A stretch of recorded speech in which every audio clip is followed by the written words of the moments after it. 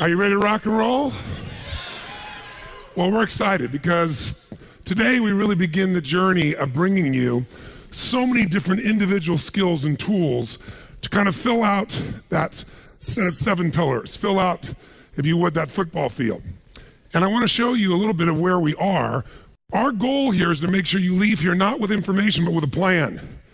So last night when you're sitting down and writing down all those action items afterwards, it's designed so you leave here with, this is what I'm actually going to do. There's nothing worse than being in a situation where you have all this great information, you've accumulated it, and then you go home, and the first thing's going to happen when you get home is you got all this stuff waiting for you, don't you? And so what'll happen is, the email assault, which you're dealing with somewhat while you're here, all the requests, all the needs, all the desires, all the challenges. And so oftentimes people go and get all this great information, and they're like, wow, I'm going to do this. But then just because of the fact they haven't put in solid what they're going to do before they begin the process, it just gets dropped out. So our commitment is to make sure that we give you every opportunity, you still have to do it, to put yourself in a position so that you leave here not just with information, but with a set of actions that are going to truly change your business and give you that incredible strategic advantage. That's what we're really looking for. And also, though, today we're going to continue to do this morning, just briefly. I want to give you some tools to get you out of your box. Real simple things. Just a series of questions or phases of how do I, if I'm in my box and I'm saying, gosh, I build casinos and the casino business is down right now, or I'm in the medical business and it's kind of fixed what people pay me, how do I just completely innovate and change and shift? So this morning, what I want to talk to you about briefly is this concept of creating strategic innovation. Innovation, everybody thinks about. Yeah, we got to innovate our product, we got to innovate our service. But remember I said, all business really is, not me, it's Drucker who said this, is marketing and innovation, or innovation and marketing. You're creating something, innovating something, bringing something to the table that's more new, alive, a reason for people to do business with you today that gives you a competitive advantage because there's more added value for them to buy your product or service than anybody else. Then you got to market it. Those two forces have to be institutionalized in your organization. It used to be you could come up with a killer service. You could come up with a killer product. And you could run or promote or market that product for 5, 10, 15 years. And as long as it's a great product, you could own the marketplace, especially if you were first. Today, market cycles. I remember, for example, in the early 90s, Sony used to have a market cycle where they build a product and they would have about a 4.5-year market cycle. So in the days, let's say, even in the 80s, when they were building like a Sony Walkman, when they built Sony Walkman, in those days, their market cycle was in the 7-year frame. Then it went in the 90s to 4.5 years. Anybody know what the market cycle is now? Now, there's a create a product before they know they got to replace it and improve it and sell it in that business? 6 months. 6 months. They know that if they are going to hold on to a customer every 6 months, they have to find some way to take it to the next level. And by the way, Sony used to do that. And they owned the marketplace. Who replaced them in the sense of innovation when it comes to technology? Quick. Apple. Sony was the Apple. But interestingly enough, Sony got to the point where they stopped doing the same level of innovation. They started coming out with products that looked different, but there was no real innovation. Innovation isn't just looking different. Innovation, by the way, can be looking different. Looks can be an innovation, believe it or not. But it can't be the only innovation over and over and over again, or customers just get used to it. It doesn't mean anything. There's not enough added value. So what is strategic innovation? It means training everyone in your organization to think, we have 2 jobs. I don't care if you answer the phone, or you work in the stock room, or you're in marketing and sales, or you're head of accounting. I don't care who you are. We do 2 things here. We innovate and we market. Anything you can figure out, anything you can bring to the table that can help us to innovate, make our product or service better in some way for consumers to meet their needs. The more we can know about their needs and the more we can find to meet those needs, and anything you can tell us that can get us out there to educate people about why ours is better, any way we can get our message out in a unique way, we all need to know. You need to reward within your organization. Now, strategic innovation is different than just constant, never-ending improvement. Constant, never-ending improvement is a very, very important principle. If you're not constantly improving, you're definitely going to be passed up by your competition. But if you're thinking about strategic innovation, what it really means to me is rewriting the rules for competition within an industry. within an area. When you change how people compete, when you change the rules, you take over that industry. You shift completely the game. So in my industry, the vast majority of people spoke and still do for 1 to 3 hours, which many of you yesterday wish I was one of those people. But that's usually it, because what it was is about inspiration, right? It's inspire people. And what happened for me is 90% of them are an hour or 90 minutes. And I was like, it's wonderful. That's a useful tool. But, inspiration is like motivation. Motivation's nice. I mean, it's like a bath. It doesn't last, but you still take a bath every day. But my view was, how do I get people into immersion? How do I put people in an experience where their life really changes? And so I changed the game, and people never even considered saying, we're going to do 3 or 4 days and nights where you're going to go 50 hours. No one will sit there. They won't sit for a 3-hour movie that someone spent $200 million on.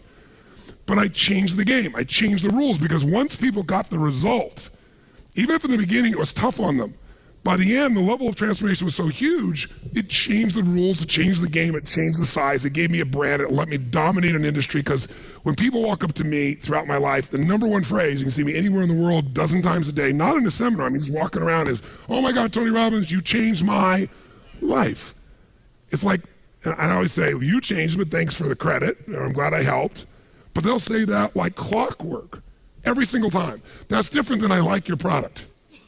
That's different than I enjoyed your seminar. You changed my life. That changes the rules for competition. That created a different way of competing. Now, I didn't do it to compete. I did it because my passion was, I love people, and I don't want them just to be inspired for the moment. I want to make sure they really have the tools, the skills, the ability to shift that creates a lasting change in their life. And I wouldn't settle for anything less. So you don't have to do it to compete. You strategically innovate because you're obsessed with meeting the needs of your clients. That's the difference.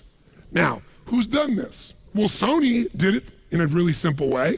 Sony didn't come and say, let's do some research and let's figure out what product people need next. Because when they came out with a Sony Walkman, the entire focus of the music business was on making things what? Bigger or smaller? No, when they came out with Sony Walkman, the entire industry is about making things bigger speakers, bigger woofers, bigger everything. Nobody was asking for smaller. Bigger equaled better, bigger equaled more money, bigger equals more status. So what these people did is they innovated strategically. It's the ability to reinvent the basis of competition within an existing industry or invent an entirely new industry. That's what Sony did. Morita said, wouldn't it be wonderful if you could have the same quality of music that when you're sitting here in your chair with these giant speakers, when you're walking around? He did not get that from a focus group. He did not get that by someone telling him. He just tried to figure out, what do people need that they don't even know they need? That's a different game. That's when you start to reinvent things. Otherwise, you're just an extension of everything else. What do they really need they don't even know they need? He really walked around, he talked to people, and they talked about how much they love music and so forth, and he just thought, gosh, people are traveling more and more, people are mobile more and more, I'm gonna come up with this idea. And so now, we think of the Walkman, it's like this ancient dinosaur, right, this giant thing in your hand, compared to this little tiny, the newest iPod they've got that, is like the size of your fingertip. But the point of the matter is he reinvented, he created the industry. Now Sony eventually lost out to Apple for a lot of reasons, and most of them are strategic innovation that Apple did and Sony stopped doing. It's that simple. So they're a perfect example of that process. So think of it this way. If you and I are going to really be effective, the secret is don't just improve, change the rules of the game. Change the rules of the game. You do that, the game changes overnight, and I'll give you an example most of you probably make use of. Starbucks. Did Starbucks change the rules of what a coffee shop was, yes or no? A little or completely? What was a coffee shop before Starbucks? It was a place that you got coffee and what else? What else? Yeah, you got bacon and eggs and sausage and, you name it, pancakes. That was a coffee shop. True? And people got their coffee. What they did is they came along and they said, you know what? People, I notice, the world's changing. People used to go after work to the bar, and they don't go to the bar before work. It's like people need a place to go between work and home to decompress before they deal with what's at home. And they said, they want to be social sometimes they want to be by themselves.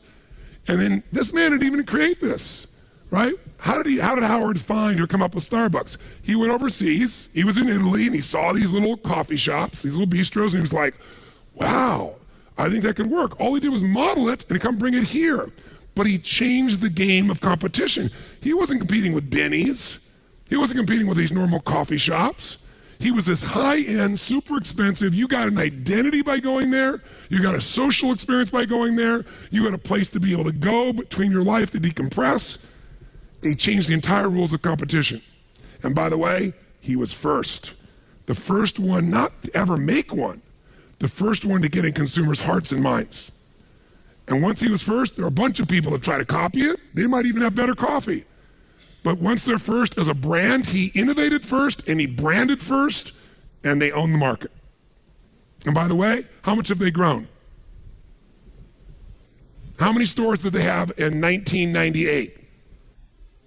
100 stores. How many do they have now? Last year, they ended with 15,000 stores in 10 years. That's what happens when you strategically innovate. He could never have made a coffee and made his product better and then sold and grown like that. The reason he grew like that is he created a whole new category that he was the leader in. That's what you have to be able to look at. That's what I mean when I talk about strategic innovation. Nike, we gave the example of yesterday also. Think about what Nike really did along the way. First, he sold, somebody else's shoes, meaning Phil Knight. Then he lost the contract, which looked like the worst thing in his life. I'm losing my product. But what did it make him do? It made creating a product of his own a total what? A should or a must. Come on, guys, a should or a must. By the way, that's what the value is of the marketplace right now for many of you. Your worst nightmare is, if you find a way to use it, the demand to strategically innovate. And if you do that, it could be the greatest day of your life. Even if right now you're scared out of your mind, take that fear as energy. And there's not a big difference between fear and excitement. Same kind of drive. One just has a sick feeling to it. The other has a little excitement attached to it. Right? But if you get that thing and just go, the meaning here is this is the gift, and I got to figure out how I'm going to use this gift. This is demanding a change. So what does he do? He innovates. He comes up with a product like nobody's ever done before, and it creates him on this explosive growth. Now, as he goes into that explosive growth, other people start to copy what he's doing, and now he needs to innovate again. And he hasn't really come up with much innovation for a little while until suddenly his innovation is the way he marketed it. He changed the game. He no longer sold shoes. He made Nike, first of all, a sports company. He was the first one to sell $50 shoes, but he was able to do that because he was also selling you clothing. It was an integrated look and feel. And that evolved into selling we're a lifestyle. Just what? Right? And all of a sudden this lifestyle, and the lifestyle had all these members of the community. Michael Jordan, right? Tiger Woods now. And he started building that. And gradually they built from a sports company that sponsored events and everything else to now they're a community. How many of you use Nike Plus? How many of you run and use Nike Plus? I'm curious. Nike Plus, if you've not seen it, you go online, you type in, you get this little device in your shoe, and now when you go running, you can hear your music. It tells you how far you've been running. You can have Lance Armstrong going, hey, nice job, you broke your record. That's what happens at the end. Total reinforcement. You plug it into your computer and boom, it tracks everything and you can compete with other people or you can track yourself. You want to play 3-on-3 basketball? They have a whole community. You go on anywhere in the world, click on, you'll find people that want to go play with you that day. What they're now doing is they're in your life every day. They're no longer a product, they're no longer a service, they're a community that you're a part of. That reinvents the way they compete. So guess what? Nike doesn't have to spend these ads. They got millions of people that log on every single day because it's a part of the ritual of their life. That's reinventing the rules of competition. Try that now and come out with a little company called Scooby-Doo Shoes and see how well you do. Maybe you do well by finding a niche, but you're not going to take over Nike, right? They've constantly found a way to strategically innovate, not just make something a bit better. That's the difference in what I'm talking about. Harley Davidson, after, before World War II, after World War II, rather, became this giant, incredible, arm of marketing. because all these guys, that were GIs came back from World War II and they'd driven these Harleys and they wanted a Harley, and a lot of them wanted an identity for themselves, that they were still a badass and they weren't coming back to just being a normal person. And they built a culture, and that culture became very loyal, and that culture was promoted in movies, and it was an identity, right? All right, Born to be Wild, this crazy, outrageous person who's totally independent, owns himself, is tough as nails, totally masculine. Now, they went through this tremendous growth period, and then all of a sudden, in the 80s, the Japanese started building much better bikes. Lighter, faster, cheaper, stronger, and Harley started to just drop through the absolute floor. Harley was on the verge of bankruptcy after being around since the earliest days of motorcycles. And what turned them around? Strategic innovation. Somebody came in, the new management team, leadership team, the CEO gets a lot of credit, but it was really a team. And they said, you know what? If we're going to innovate, we got to say, what business are we really in? That's another way you can find how to innovate. You keep thinking you know what business you're in. You think you're the person that builds casinos. That's only one way of looking at your business. There's a much broader version of what business you're in. And they started looking around and saying, who are our customers really? What do our customers really buy from us? Are they buying a motorcycle? No. They're buying an icon. They're buying an identity. They're buying legacy. I mean, these are not just bikes, these are legends. And gradually they began to realize what we really sell at this stage, we've been around so long, we're really selling a heritage. We're selling a legacy. We're selling a lifestyle. We're selling a way to live. We're really selling nostalgia, a mindset, because baby boomers, they found, guess who buys the most number of motorcycles? What age today do you think? 38 to 50. It's somebody about to have or in the middle of their midlife crisis who says, I'm still a badass even though I'm old. And they began to realize that's where 80% of these motorcycles are sold. So they said, here's what we're going to do. We're going to sell this identity not only to these people. If we want to expand the market between 38 to 50-year-olds, we're selling nostalgia. Some people aren't going to ride a bike, but they want the identity. And guess how they grew their business like crazy and expanded all their marketing, started selling all the clothing like crazy. The market became create an identity. So I can remember, I never rode a motorcycle. Growing up, one of my cousins, was on a motorcycle. We had no money, so I couldn't afford one. But also, he actually crushed his leg and had stunted growth, one leg shorter and longer than the other. So I never went on a motorcycle. So I learned to fly helicopters later on in life and things like that. And that was my idea of really kick-ass flying. And then I meet Sage, and she says, do you ride a motorcycle? And I go, no. And she goes, oh. I'm like, I fly helicopters. Come here, Rip the doors off. We're going to do helicopter surfing. It was screaming down on the water just as the curl's coming and pull up as the wave goes underneath it. But of course, she got motion sickness and threw up, so that didn't work real well. So I decided, I got this woman, I'm in love with her. She likes motorcycles, and her dad always had Harleys. So I reluctantly go to the Harley store thinking, what the hell am I going to do? Because I didn't have those iconic images in my mind of trying to be a badass with leather and all these good things.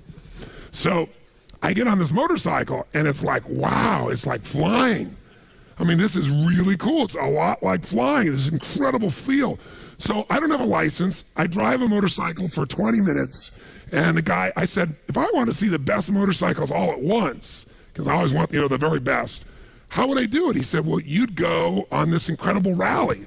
They do this rally in South Dakota, North Dakota, what's it called? Sturgis. And he said, it's happening this weekend. So I go, this weekend? They go, yeah, they're going to be like, 400,000 bikes there. So I said, can you get me a ticket? He goes, you don't need a ticket. You just drive in. I said, but I don't have a motorcycle and I don't have a license. He goes, that's a problem. I said, listen, can you arrange for someone who can rent me a bike? He goes, well, if you don't have a license. I go, come on, man, let's make a deal. So sure enough, he arranges. So I fly in my private jet so I can get on a Harley. So I could feel cool, right? So I fly to Sturgis, I bring Sage. I've only driven one of these things for 20 minutes. I've never had anybody on the back of it, and I have no license. But I'm going to Sturgis, baby. And I got my leather jacket. And my chaps, the full thing, ready to rock. So I get there, the guy gives me this thing, I'm trying to figure out how to orient it. I'm going, come on, hon, get on the back. And she's looking at me like, can you really do this? And then we did this drive, unbelievable drive, and went down Mount Rushmore, and it was just incredible. And then we got there that night, and they said there were going to be all these bikes. And we got there, and there were probably 15,000 bikes, which sounds like a lot, but that's not 400,000. And by the way, Sturgis is this little tiny town. I'm thinking, well, there's a lot of bikes, but it's not terribly exciting. You get there at evening, and the only place that's the nicest place in town is the Best Western. So I check on the Best Western, which is probably normally $99 a night, and it's $600 a night that week. And so I wake up the next morning, and there's 500,000 bikes on the road. They all arrived that morning. You can't move, and I'm out of my mind. And I bought everything you can imagine, you know? And it was the first time in my life people were going up to me with a camera going, excuse me, sir. And I'm like, sure, I'll take it. No, can we take a picture of your lady? It's a different world. But what Harley did, they got 500,000 people now that are showing up for these things. I mean, they transformed their business. The business exploded because they innovated. They said, we're not in the motorcycle business, right? We're in the business of nostalgia. So that's the reinvention that I'm really talking about. And you can do this at a small level. And I can't remember the name of the company, quite honestly. It's not a big name. You wouldn't recognize them anyway. But I met a guy in New Jersey. He kept telling me about how much his wife loved shopping at this place. But what blew me away is I was at his house, and a car showed up to pick her up from the store. And what happens is they don't compete on price. They know everything about their customers. And they don't even just send this stuff to your house. They send a limo to pick people up and bring them shopping. I mean, they have no problem with price competition. They're not worried about, recession, depression, not at all, because they've just reinvented the entire way of competing. If you look over here at the Wynn Hotel, see, Steve Wynn, interestingly enough, kept building these hotels, and he sold them all to the MGM, and then he went and built the Wynn. And the Wynn was supposed to be the highest end, in which he did. 2.3 billion was the first one. The Encore's 2.7 billion. And he changed the entire way of competing. He decided what kind of services, what he was going to do. And he wanted to own the high end. And you know what I found out? I went on this trip with him, and I found out something interesting. He began to realize that all the money, 80% of the money, is made in Baccarat. And there are 50,000 players in the world that will make 80% of his profit. All those other things you do are minor, tiny compared to the sales that they make from 50,000 big whales that they take care of. And he wanted to have the richest, most exclusive, most extraordinary place on earth for them to go be able to do this. And by the way, Baccarat has the best ratio, the best advantage. The house has the advantage, but it's tiny. It's the smallest. So as a gambler, you've got the best opportunity, but that's if you play once. If I have the advantage even by 0.1%, and you keep playing, the longer you play, the odds are on my side. See, so he innovated. He went, you know what, we're going to build the most incredible place. Even when everything else is down, we'll get those giant whales to come here because we're the place to be. Reinvented the way of competing. He didn't have to build volcanoes and things like that. Built something really cool, really magnificent, but really made for a different market. He said, not only who is my customer, who do I want my customer to be? That's a question you need to be able to answer if you're going to really be effective. Because many of you are looking at your current customers, and your current customer's not buying as much, and you're going, oh my God, what do I do? Well, maybe I need to get them to buy more, maybe I need to get more customers, or maybe I need to get a different kind of customer. This is when we start to strategically innovate as opposed to just improve what we have right now to make something happen. So, let me very quickly give you this. There are 3 points I want you to know, think about when you think about strategic innovation. The first one is, you really ideally want to be in a position where, if at all possible, I don't care what your approach is, you put yourself in a place where you want to be ahead of the curve. You want to be slightly ahead of the trend. You want to at least be on trend, but if you really want to be the innovator, you got to be at the front of a trend, the initiator, if you can, of a trend. Because when you're first and you create a trend, you become branded, and that branding, if you do your job, is hard to get rid of. I'll give you an example. What was the first university that was ever built in the United States? Harvard. What was the first, for example, rental car company in the United States? Quick. Hertz. What was the first soft drink in the United States? Coke. And by the way, guess who's still number one in each of those categories? All three of those, and that's been more than 100 years, 150 years, 200 years in some of those situations. See, when you step in and you become the innovator and you create the category, everybody else has to fight for second place or third. In fact, Avis finally figured a way that they can strategically compete. They said, we're never going to be number one. So they said, we're not number one, we're what? We're number two, but we try harder. They created a new category, the try harder category. We're number one in the try harder category. They may be number one because they've been around forever, but we're going to please you. We're going to do something in a different way. That's the way that you differentiate and produce something. You know, you also, if you're there first, I'll give you another example. A friend of mine, the gentleman that financial person that I coached for the last 17 years, he introduced me to a man, and we're having lunch one day, and he goes, here's my friend, and we start talking. I said, well, what business are you in? He said, bottled water, but I'm about to get out of it. And I said, oh, that's interesting. And this was like in the, I think, early 90s, if I remember, late 80s, probably early 90s, we had this conversation. He goes, yeah. I said, wow, what a trend. The idea that people could get us to pay for these bottles of water, you know, $2, $3, that everybody used to drink for free. I mean, that's the ultimate marketing.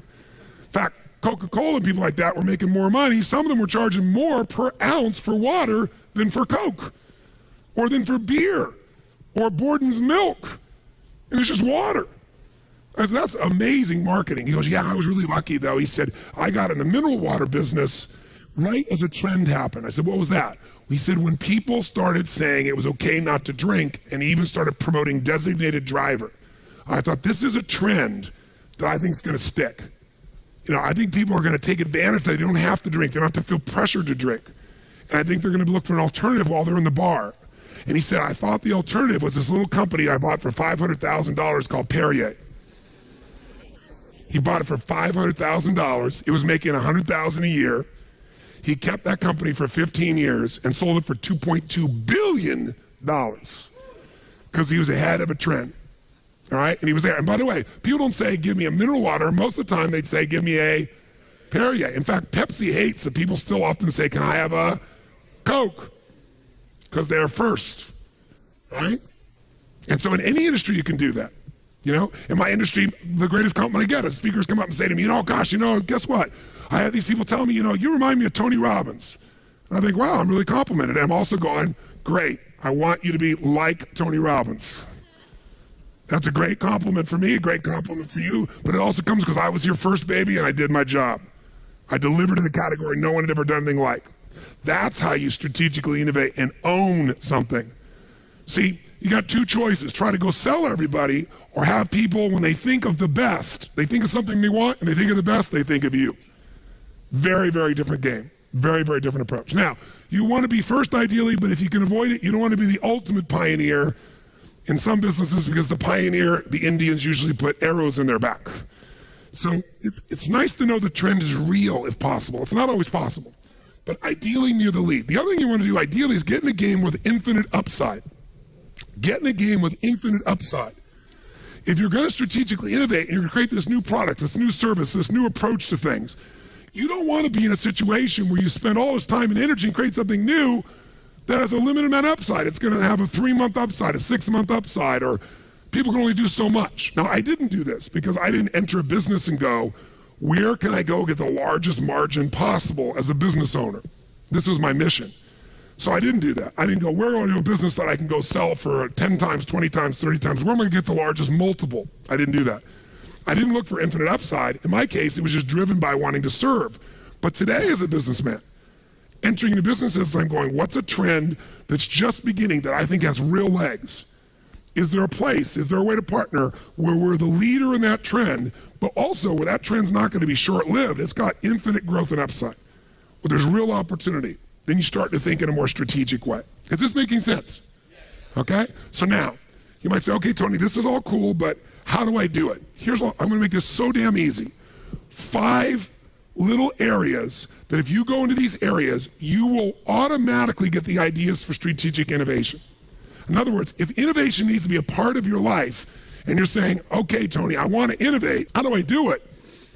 If you do these 5 things, or even a couple of these 5 things, you're going to find yourself in a position immediately where innovation will start to happen, because your goal is not to be the innovator. Your goal is to have an organization that constantly innovates. Because if you're the innovator, then the entire business is still dependent upon you. But if you're the person that's creating innovation, by a system you've created, then the people can change, the environment can change, and the innovation is going to keep occurring. So here's the first of the 5. I want you to jot these down, and then afterwards, I'm going to have you jot down how you could use these 5. So the first one is you need to get new voices. You need to get new voices. Now, what does this mean? Well, I know companies. One of my friends is a guy that's worth about $6.5 billion. He's a very private man. He's in New York City. Most people don't even know his name, because everything he does, he's in the background of. I have enormous respect for him because he gives away about $100 million a year anonymously each year to organizations that he thinks makes the largest difference in the quality of human beings' lives. Like last year he did one for a mentoring organization. He's just a wonderful guy, totally private man. How does this guy who's very quiet, he frankly, when you're in a room, you don't know he's there. At the end of the meeting, when everybody's talked, he might say something. He says it real quietly. People kind of lean in like E.F. Hutton, in the old days to listen. But he has this incredible ability to take companies to another level. And the reason is, he just told me, he said, Tony, one of the first things I do, take over an organization, is I figure out what that organization is, what the trends are, and then I go find somebody else, a group of leaders to bring there, not to run it, but because I know they're going to bring a completely different voice to the organization. And one example I'll give you that I know about, that he told me about from a friend of his, is remember when IBM grew like crazy? They managed to give away the most valuable thing in their entire life, the software to the IBM PC, to Windows. I mean, think about it. Here's a man, who runs Microsoft, this little company, this young boy who's creative and gutsy. He leaves college, Bill Gates, and he calls the guys who have the Altair computer and says, you got this computer and you have no software. I've written software for it, which, by the way, he hadn't written one line of code, and he didn't even have access to an Altair computer. He just believed he could, and he sold them. And they got together and started writing code, and he figured out how to do it. He got the thing going. And then what was his big breakthrough? Did he write MS-DOS? No. How did he get MS-DOS? Someone tell me. MS-DOS, which is the basis of making all his money. Before he copied Apple's Windows, it was MS-DOS. He bought it. How much? Anybody know? $50,000 he bought MS-DOS. Then went to IBM and licensed with IBM to have it be the exclusive software for all their computers. And then when everybody knocked off IBM PCs, clones became the basis of that. Just think about that, because most of you think of him, you think of this incredible coding genius, which he is, but he made all his money basically just by finding a way to reinvent the rules for competition. He let IBM sell everybody razors, and he sold the razor blades. And so IBM didn't make much money. In fact, IBM at one point, you remember, they were in deep, deep, deep trouble. And they brought in a series of new CEOs to turn things around.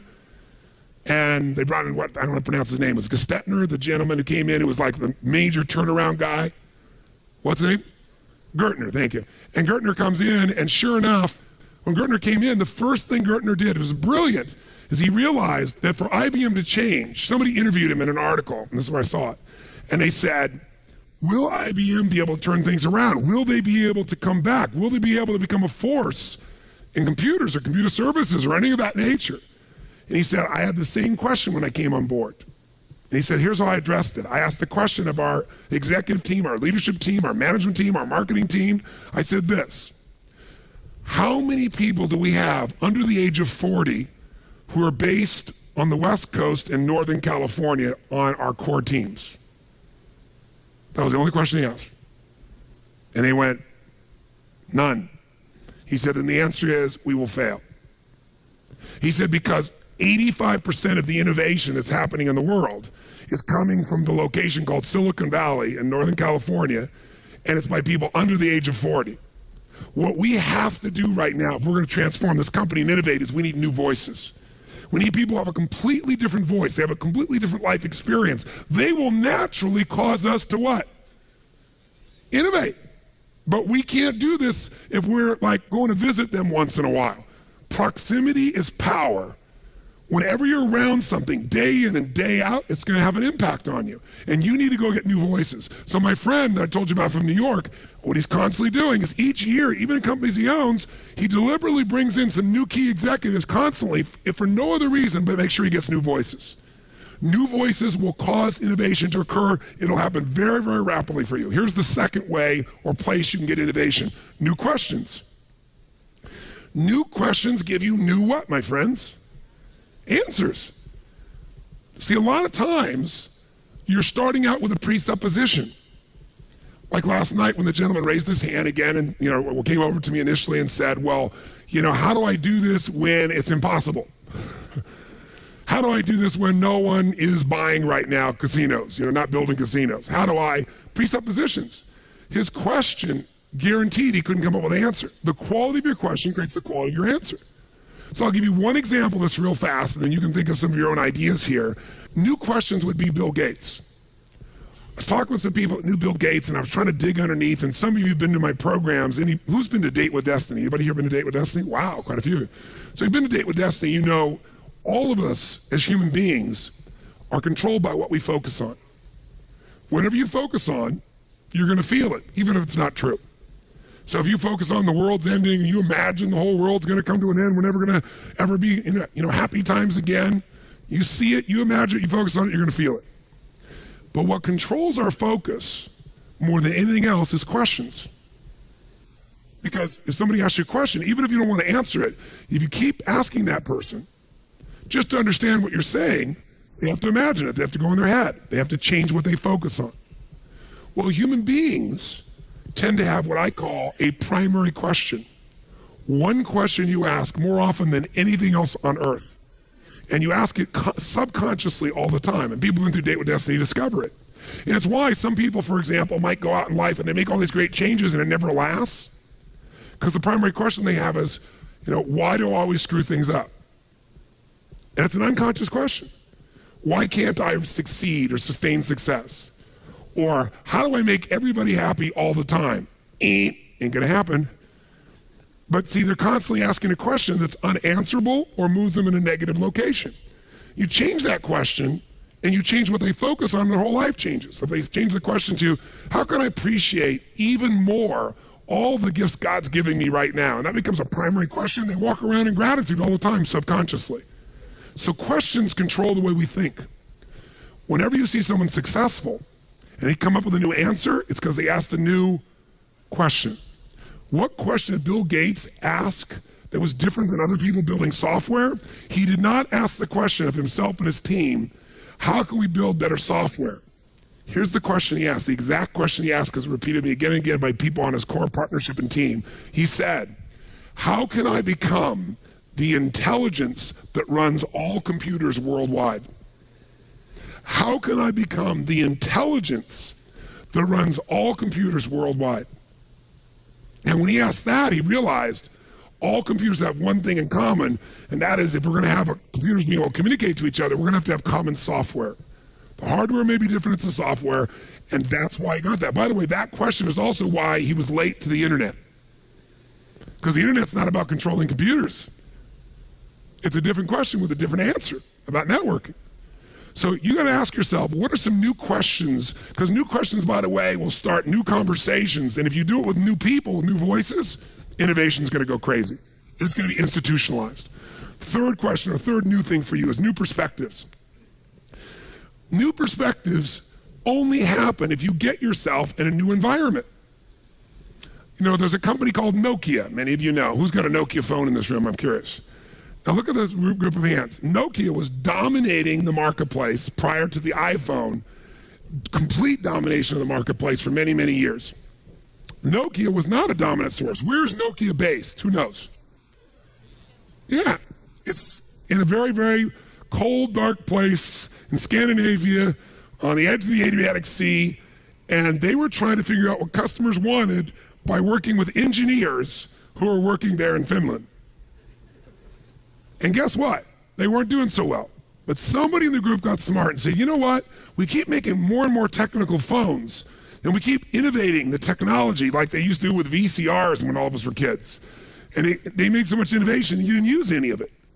So he said, you know what we got to do? If we're going to really innovate, we got to know what our customers want. But the customers we want, who do we want our customers to be? We want our customers to be leading edge people. We want the kind of people that influence other people, because people today don't just want a phone, they want an identity. They want to feel different. So they sent their engineers, these guys that are not marketing guys, because they knew they kept telling them change this, but they couldn't do it. They sent them to 3 places in the world: King's Cross, Australia, the east of London, and Venice, California. And they said, go live there for 6 months, interact with as many human beings and customers as you can, and then come back and we're going to redesign our phones. And you know what they all did? They all came back and they found the most important changes they could possibly make to the phone. And guess what it was? Color. Same thing that they did with Apple originally. They came out with the first ones with a red phone and a purple phone, and then a way in which you could print out off of your computer a cover for your phone. And then they came up with ringtones. So you could have a special, unique identity. That's what the engineers end up coming with, because they were given a new perspective. Again, proximity to the customer in a radically different environment automatically created new answers for them or new innovations for them. And then fourthly, new passions. New passions, listen, when you're passionate, don't you tend to innovate by your own nature? Because you're doing something you love, you're doing something you're excited about. And probably the best example of passion driving a company is Virgin with Richard Branson. Most of what Richard has created in his companies was something that he experienced, a product, service that he experienced and disliked immensely, and said, this is what I'd want. And he was totally passionate about it. From where you get to stay when you go to the airport and you're transitioning, he said, I want a place where I can play pool. I want a place where there's a swimming pool. I want to be able to have, massage. I want some great drinks. And so he reinvented it. I want to have a bar on the plane. I mean, that's what he did. Everything he's done, all the innovation that has set him apart, has been because he's thought about something that he's so passionate about that if he had it, it would have lighted him up like a Christmas tree. And he felt that he's a representative of a generation, and he really is. And he's done incredibly well. And finally, the last one I jotted down for you is new experiments. If you're going to innovate, many of you don't innovate because you go, damn, what if it doesn't work, right? I mean, I only got so much time, only got so much energy. We can only invest so much money. We start to work on this, and right now we got a great business right here. I don't want to mess with my core business. You don't have to. Keep your core business where you're rebuilding, these casinos. But then create for yourself a couple skunkworks projects. Couple experiments. Almost all the innovation that happens at Apple, what happened? The Mac came from a skunkworks group. A group of people, they said, you know what? We're building the Lisa. All our money's going into the Lisa, the computer they're building at that time. But we're going to take this small group of people, and they're going to go work and see if they can reinvent something from scratch on their own. If it doesn't work, we don't care. We're going to try it. At Google, many of you know, people have about 20 to 25% of their time designed for skunkworks to work on some project they think is worthwhile. Google Maps came out of that. Twitter came out.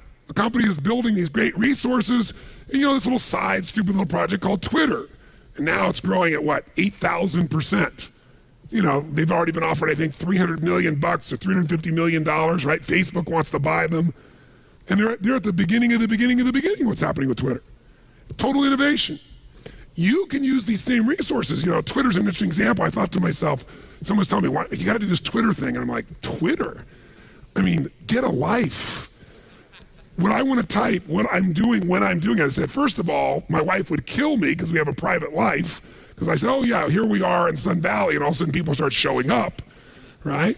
I said, but second of all, it's like, who wants to read what I'm doing or what other people are doing? I have no interest whatsoever. So my buddy goes, I use it differently. So I said, what do you do? He goes, I use it to get answers. I said, what do you mean? He goes, watch this. He goes, Tony Robbins is here with me right now, beside me, and wants to know how I use Twitter. And he clicked the button, and in a millisecond later, there were 35 people responding, hey, Tony, hey, I went to your seminar, here's what you should do. And they're like, oh, these cool ideas. I was like, wow, maybe I'll open a Twitter account. So I opened a Twitter account without my name. And I did it, and I barely ever used it because since my name wasn't on it, I didn't interact with anybody. And I didn't put anything on there. It was like, what am I going to broadcast? Yes, I'm doing a seminar, right? Yeah, that's new information for me, right? But then one day I thought, there's all these people out there, and people kept coming up to me saying, would you do something to inspire me every day? And I'm like, another product, another service. I don't want to commit to that. And I thought, you know what? I'll just put a quote on my Twitter each day for something, just a simple quote, not just mine, other people's. It'll make me look for one each day too that I like, and I'll just share it. And if I find cool clips every now and then that I share with my friends, I'll share them as well. And I did that 10 weeks ago, and this morning we have 300,000 people. And there's 8 million people on Twitter, and we're number 35. And it's just like, wow, this blows my mind. It's just a fun, cool little tool. So it wasn't much of a strategic innovation for me. Somebody else created the innovation, but sometimes you can use the innovation for your core business as well. And I use it again to look at, okay, here's just a little experiment I'm doing. Gosh, if this continues, maybe it won't, but if this continues, I have 1 million people that I could send a message to 3 months from now, 4 months from now, at the current growth rate, if it stays there. If it takes longer, but I like the idea. God, it's something I really am passionate about. I want to send a message to people, 1 million people like that. That's a great tool. And there's a business application here somewhere for it. Most people haven't figured it out yet. I'm sure Twitter will find theirs. It'll be advertising or something, but it'll be a great tool for keeping people informed. And what's great is I actually read them all, but I have to respond to them all. It's like email, oh my God, another 300 messages. Twitter is like, oh, it's fun. Read it. People put clicks in. I go see what they're doing. It's a very cool thing. So again, you want to look at this and say, I don't have to change my business. Maybe there's some experiments I want to do in my business. And then here's some questions, 9 questions for you to consider.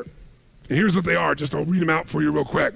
What business are we really in? That's a question you got to keep asking yourself. Why are we really successful?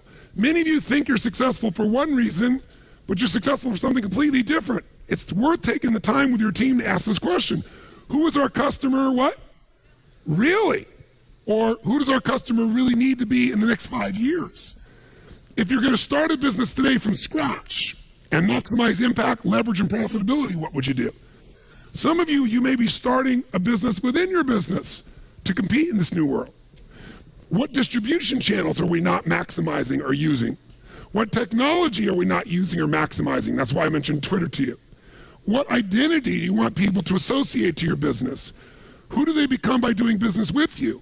And if you were going to create another industry from scratch, if you were going to create an industry within your industry or somewhere else, what would it be? So here's what I'd like you to do. Let's just take 5 minutes, literally, to brainstorm. How are you going to get new voices into your business? By the way, do you have to hire somebody for them to be your new voice? Yes or no? So if you're brand new, you're an army of 1 or 2 or 3 or 10, you could go get people. You can do it through a variety of sources. You can do focus groups. You can sit with a group of friends. You can get a group of your customers.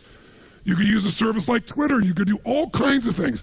How are you going to get new voices? But be specific. What kind of voices do you want to get? Who would help you innovate? What kind of person could you bring to the table? Ideally, somebody on your team. But also, where could you get new voices? What are some new questions that you need to ask? I gave you these 9 as a sampling. But what are some questions you need to ask to innovate in your business? Where could you get a new perspective? Maybe after you hear Tony speak today from Zappos, maybe some of you, while you're still here in Vegas, might see if you might make an arrangement to go tour it. Take the hour tour and just go get the perspective of how a business that goes from 0 to $1 billion really runs. If I were you, I would do it. I took the tour myself, incredibly worthwhile. Where could I go right now to tap into new passions? Maybe not even my passion, maybe on my team. I've got some really bright people and they have passions and I don't even know what they are. Maybe their passions are the origination, the place that we get a genesis for a new product, a new service, or a new way to change the rules of competition. And what are some new experiments we could do? What are 1, 2, 3, 4, 5 max new experiments we could try? This program here was the result of an experiment. I was watching television, listening to all the muck, talking to people coming up to me, telling me that I don't know what to do in their business. And then I saw the figure, and I'd known it intellectually in the back of my head, but it emotionally hit me. 70% of all new jobs are created by small businesses. I picked up the phone immediately. I called my office and I said, you know what we're going to do? I want to coach 50 business people who have small businesses, 0 to 100 million. I want a variety. $100 million businesses, 50, 10, 5, just starting your business. And I said, I want to coach them for 90 days. And I said, we'll make it really easy. I'll do some kind of immersion. So we did a version like this. Instead of 5 days, we did it in a day and a half. So I basically killed everyone. And I said, then we're going to work online twice a month for about an hour and a half, and I'll keep taking different pieces of information, refine it.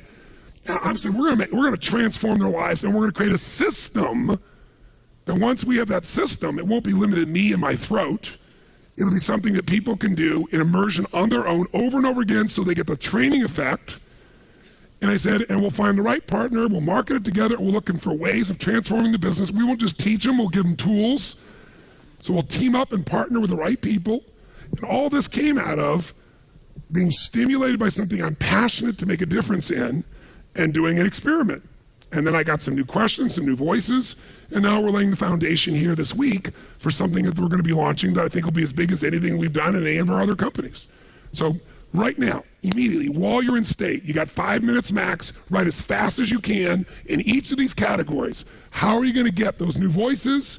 How are you going to get it? What are going to be some of the new questions, new perspectives, new passions, new experiments? Ready, go.